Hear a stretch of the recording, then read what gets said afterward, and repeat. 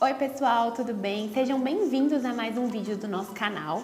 Me apresentando, eu sou Giovana, sou bióloga e trabalho no departamento de projetos aqui da empresa de engenharia ambiental. Hoje eu vou conversar com vocês um pouco sobre os estudos de diluição e autodepuração. Esses estudos são feitos para que nós possamos verificar qual é a capacidade do corpo hídrico receptor, ou seja, do rio onde vai ser lançado o efluente tratado, de receber esse efluente tratado sem que isso leve a uma degradação desse rio.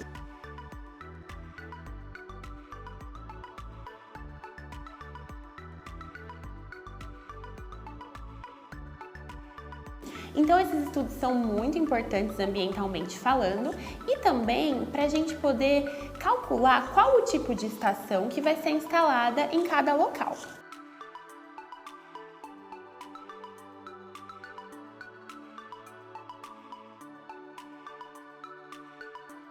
Então, no vídeo nós falaremos sobre autodepuração dos cursos d'água, autodepuração e suas zonas, sobre o balanço de oxigênio dissolvido, que nós chamamos de OD, sobre a curva de oxigênio dissolvido e também daremos alguns exemplos de estudos de autodepuração que foram feitos aqui. Então vamos à primeira etapa, a autodepuração e suas zonas. É importante a gente saber então a definição de autodepuração. É o restabelecimento do equilíbrio no meio aquático por mecanismos essencialmente naturais após alterações induzidas pelo despejo de efluentes. Essa é a definição do Sperling de 1996. Mas o que significa isso na prática? Que quando nós lançamos efluente, mesmo que tratado num corpo hídrico, isso faz com que aumente a matéria orgânica disponível naquele rio. Essa matéria orgânica, aos poucos, com a ação das bactérias, ela vai se estabilizando e se transformando em matéria inerte. Essa matéria inerte não traz nenhum problema para a saúde do corpo hídrico, nem para os organismos que vivem ali. Durante esse processo de estabilização, que a gente chama, ou de autodepuração, ou de recuperação do rio, as bactérias elas consomem o oxigênio que estava dissolvido nesse corpo hídrico, fazendo que por um certo período diminua a quantidade de oxigênio dissolvido, como nós falaremos mais adiante. Então, é importante a gente saber que todo rio tem uma capacidade de autodepuração e que depois do processo de autodepuração, ele consegue voltar ao equilíbrio que ele tinha antes do lançamento desses efluentes. Então, essa autodepuração é dividida em 4 fases, que eu vou explicar melhor para vocês agora. Primeiro, nós temos a zona de degradação. Essa zona acontece logo depois do lançamento de efluente tratado. Então ali nós temos uma elevada matéria orgânica, porque acabou de ser despejado, temos o início da decomposição, temos uma alta no consumo de matéria orgânica, esse consumo está sendo feito pelas bactérias. Temos uma alta taxa de consumo de oxigênio dissolvido, porque, como eu disse, as bactérias utilizam oxigênio no seu processo de metabolismo. E nós temos também um aumento dos teores de CO2, que vai se transformar em ácido carbônico e vai abaixar um pouco o pH da água nesse momento. Em seguida, nós temos a zona de decomposição ativa. Nessa zona, os micro-organismos estão fazendo muita decomposição. Nós temos uma alta taxa de decomposição. Por isso, temos uma baixa no oxigênio dissolvido. E é nesse momento que nós conseguimos ver a concentração crítica de oxigênio dissolvido. É o momento em que vai abaixar mais o oxigênio, conforme vocês verão nos próximos gráficos. Aos poucos, a matéria orgânica que estava ali vai acabando e isso faz com que os micro-organismos também sejam reduzidos, porque está diminuindo a disponibilidade de matéria orgânica. E nós também temos nessa fase a transformação dos compostos nitrogenados em amônio. Em seguida, nós temos a zona de recuperação, momento em que o corpo hídrico já começa a se recuperar. Então, a matéria orgânica que tinha sido lançada já está, na sua maior parte, estabilizada. O consumo de oxigênio dissolvido também vai reduzir, porque não tem mais tanta matéria orgânica para ser transformada pelos micro-organismos. Nesse momento, acontece um processo que a gente chama de reaeração atmosférica, ou seja, o oxigênio que está lá na superfície começa a adentrar no rio, então esse rio vai começar a receber mais oxigênio.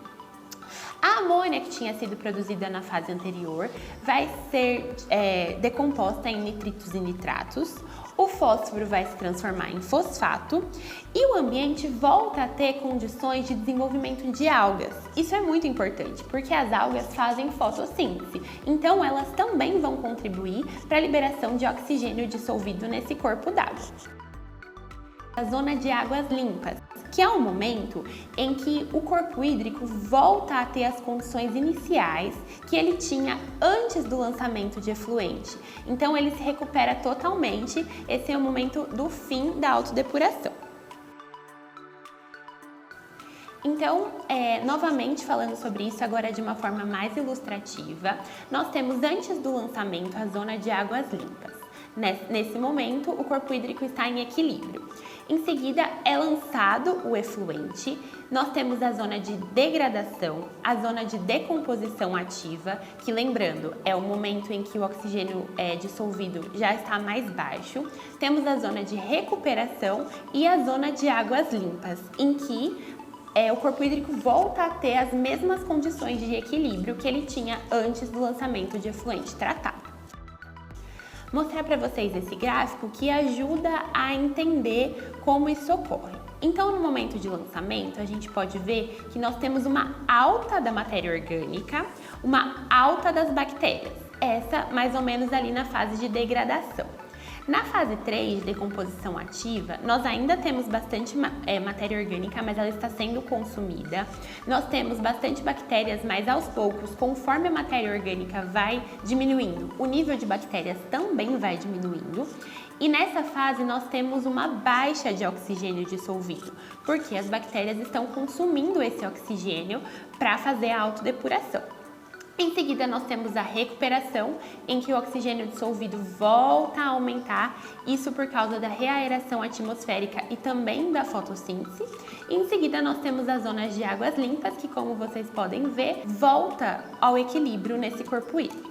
Então, a gente pode ver que ocorre um balanço desse oxigênio dissolvido. Nós temos o consumo pela oxidação da matéria orgânica, que é o processo que as bactérias fazem. Nós temos a demanda bentônica, que é o lodo de fundo que se acumula no fundo desses rios, que também gera um consumo de oxigênio. E esse oxigênio ele também é consumido na nitrificação, que é o processo de oxidação da amônia, dando origem a nitritos e nitratos. Mas, para contrabalancear isso, nós temos a produção de oxigênio, feita pela fotossíntese das algas e pela reação atmosférica. Então, essa é uma imagem para ilustrar tudo isso que eu falei. Nós temos, então, o consumo de oxigênio na demanda bentônica, ali do lodo de fundo.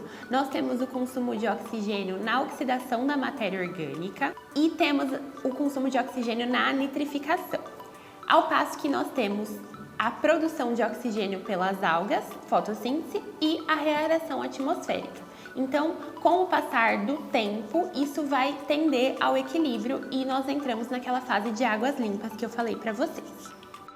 Nesse momento é importante a gente dizer que a EA contém uma equipe especializada para o dimensionamento de estações de tratamento de esgoto.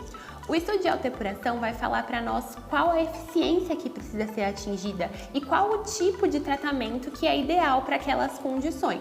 Então, só uma equipe que já está aí há muitos anos no mercado vai poder dizer para você qual é a estação ideal para o seu caso para atender ao seu lançamento.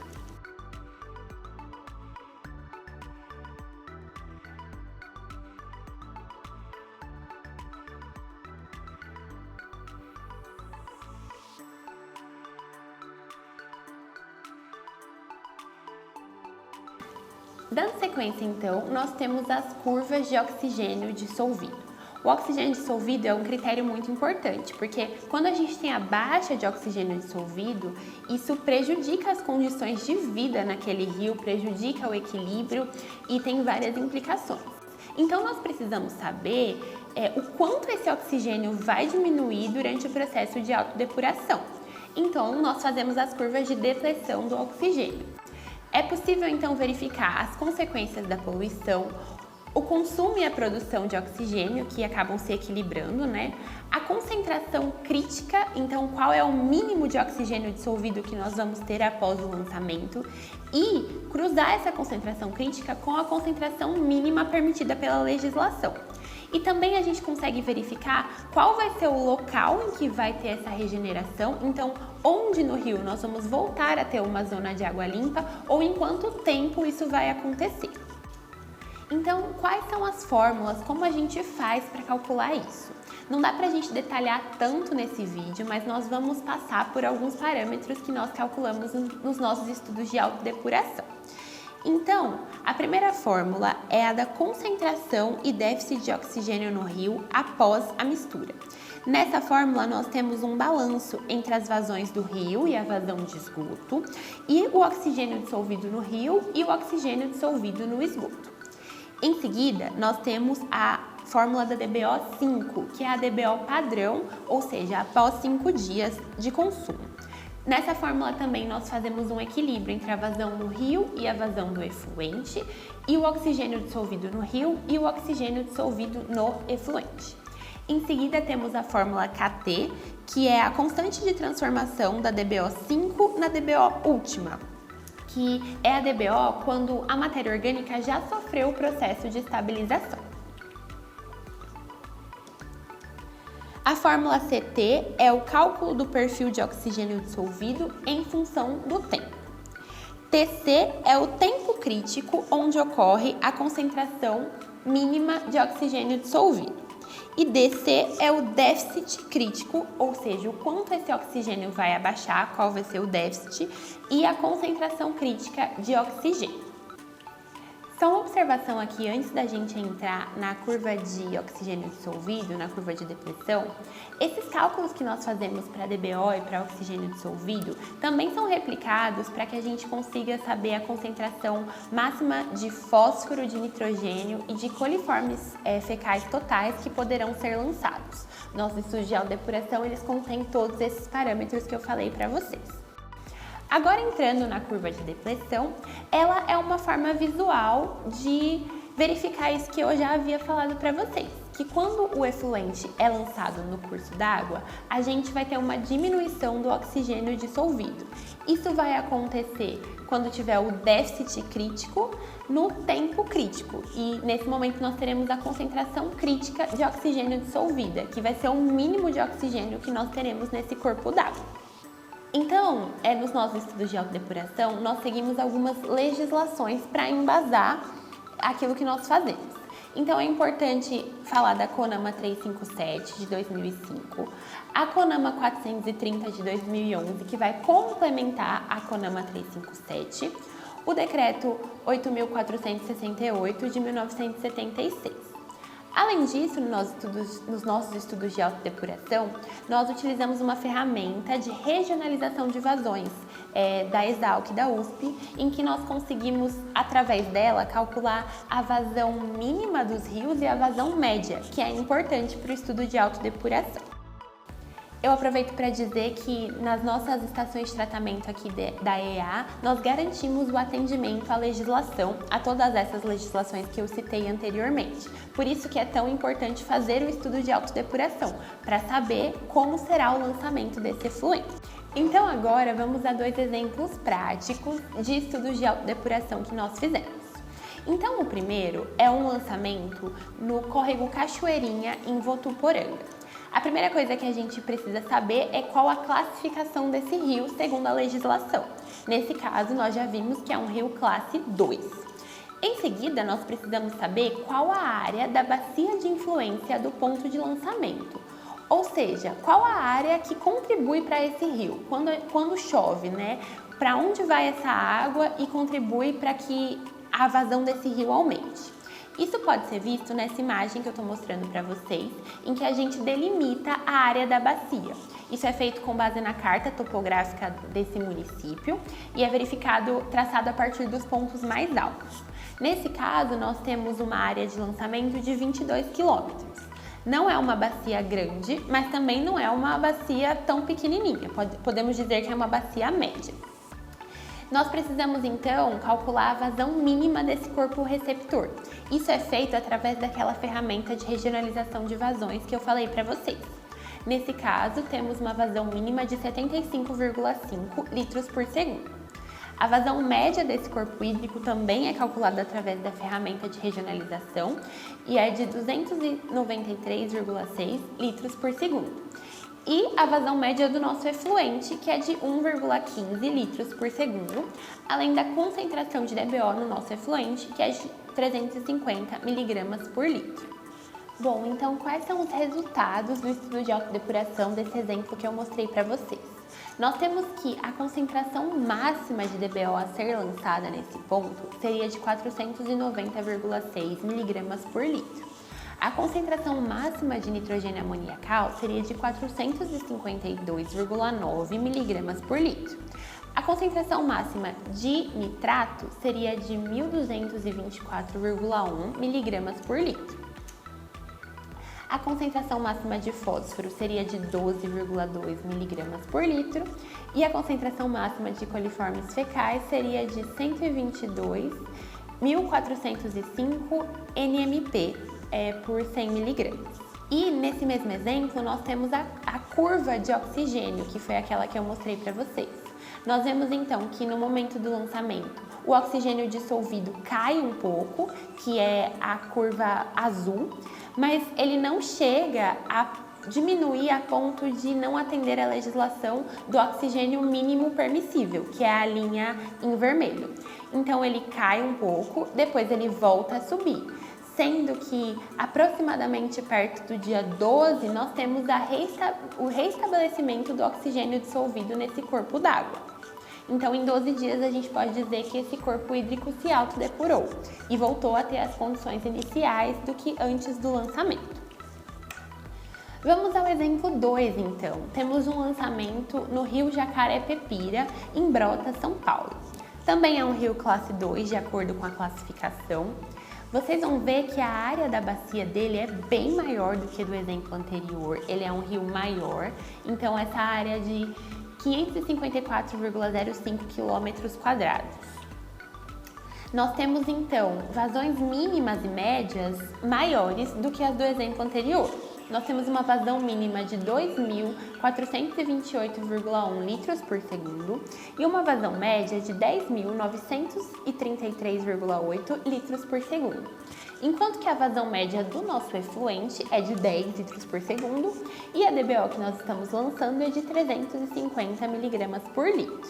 Bom, então nesse exemplo que eu falei para vocês, nós temos que a concentração máxima de DBO a ser lançada é de 139 miligramas por litro, a concentração máxima de nitrogênio amoniacal de 128,4 miligramas por litro, de nitrato de 347,0 miligramas por litro. E nós temos então uma curva do oxigênio dissolvido. Nós temos então também que ocorre uma baixa no oxigênio dissolvido após o lançamento, também sem que fique menor do que o oxigênio mínimo permissível segundo a legislação. E nós temos uma recuperação a partir ali de 16 dias após o lançamento. Nós voltamos a ter uma zona de águas limpas.